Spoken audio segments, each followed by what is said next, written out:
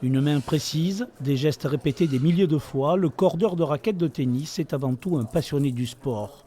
C'est le cas de Julien, ancien joueur, aujourd'hui devenu patron d'un magasin et mobilisé sur le tournoi.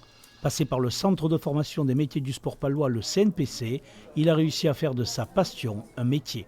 Le cordeur, pour le joueur, c'est quand même un maillon très important. Hein, on s'occupe de son outil de travail, hein, puisque tous les joueurs quasiment sont professionnels.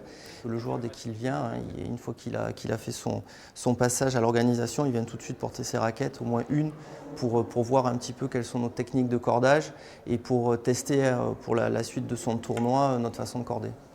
L'Open de tennis de Pau, c'est bien évidemment un tournoi avec de grands joueurs professionnels. Ici, les deux Français Fabien Reboul et Constant Lestienne.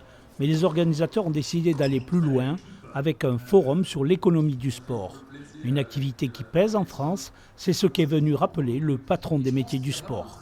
Aujourd'hui, on peut considérer qu'il y a à peu près 300 000 emplois dans le secteur sport. Et le sport en France, son poids économique, c'est près de 40 milliards d'euros, vous vous rendez compte? D'où l'importance de ce genre de journée pour mettre en lumière tous les métiers qui se développent aujourd'hui dans l'univers du sport. Le sport et ses métiers, une réussite en Béarn avec l'école de commerce du sport, le CNPC. Créée il y a 39 ans, elle compte aujourd'hui 2500 alternants en formation en France sur 5 sites.